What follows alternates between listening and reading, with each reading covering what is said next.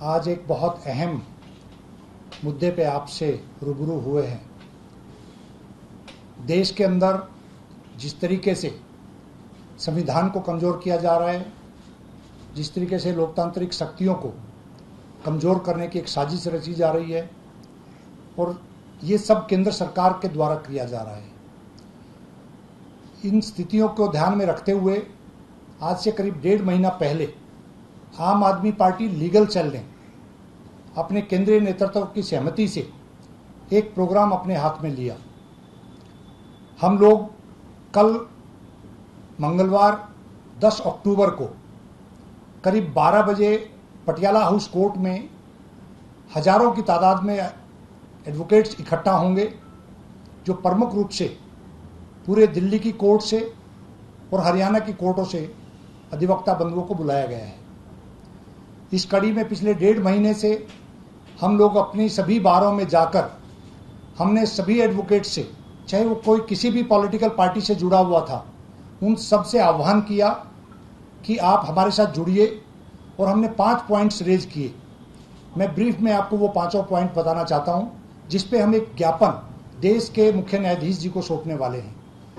Number 1, हम लोगों ने रेज किया कि जिस तरीके से संविधान को बदलने की बात आपके माध्यम से और देश के आम जन को पता चल रहा है कि संविधान को बदलने की एक साजिश चल रही है, उसको हम किसी भी रूप में बर्दाश्त नहीं करेंगे। बाबा साहब अम्बेडकर ने जो संविधान बनाया था, जिस तरीके से 284 कॉन्स्टिट्यूंट मेंबर की सहमति से वो सारा तैयार हुआ था, तो देश की भावना है कि संविधान के साथ कोई छेड़खानी नहीं होनी चाहिए, लोकतंत्र के साथ किसी तरह की कोई खिलवाड़ नहीं होनी चाहिए।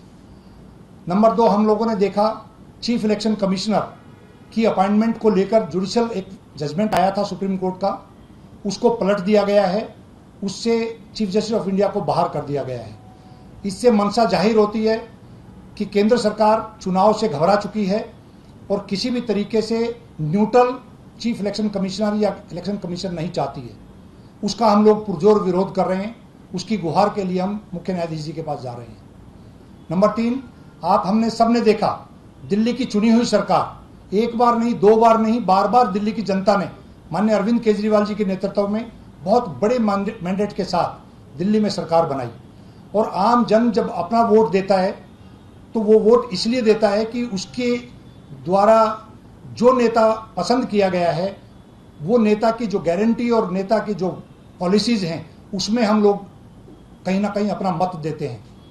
उसको सारी शक्तियों को सर्वोच्च न्यायालय के जुडिशियल जजमेंट के आने के बावजूद सारी शक्तियां इन्होंने छीन ली है, सिर्फ इसलिए क्योंकि ये किसी भी तरीके से बैकडोर से दिल्ली की सत्ता में बने रहना चाहते हैं, और विशेष तौर पे तब से जब से एमसीडी में भी भारतीय जनता पार्टी हारी है। तो इसका हम पुरजोर विरोध करते हैं कि दिल्ली की जनता के पास जो अधिकार था, वो उसका अपमान हम बिल्कुल सहन नहीं करेंगे। 2 मुद्दे हमने वकीलों से जुड़े हुए उठाए हैं।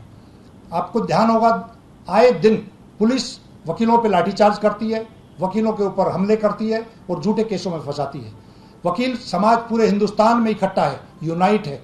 हम लोगों ने अपने हक के लिए एडवोकेट्स प्रोटेक्शन एक्ट की डिमांड की थी, केंद्र सरकार से भी की थी, दिल्ली सरकार से भी की थी। माननीय मुख्यमंत्री जी से हमारा डेलीगेशन मिला था। माननीय मुख्यमंत्री जी ने कहा था, अगर मेरे जुरिडिक्शन में हुआ तो मैं इसको 24 आवर्स के अंदर ये पास कर सकता हूं। लेकिन क्योंकि जुरिडिक्शन दिल्ली की सारी सेंटर के पास है, तो उस मांग को लेकर हम अपनी गुहार लगाने के लिए कल जा रहे हैं।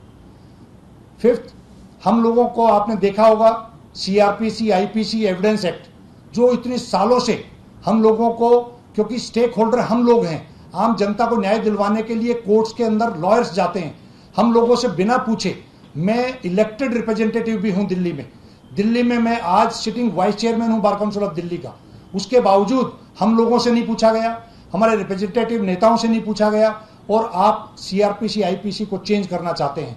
इसको वकील समाज बिल्कुल बर्दाश्त नहीं करेगा।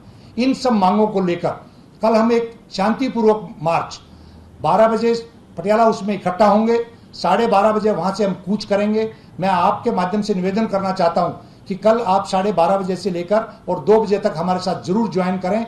हम लोग एक बड़े लेवल पे जो मार्च करने जा रहे हैं, उसमें 17,500 से ज्यादा हमने वकीलों के सिग्नेचर लिए हैं उस ज्ञापन पे, और करीब 2 से 3 हजार लॉयर्स कल उस प्रदर्शन में शामिल होने वाला है। और इस उम्मीद के साथ कि आपके माध्यम से, क्योंकि आज वो समय आ गया है कि इंडिपेंडेंट पत्रकारिता भी खतरे में है।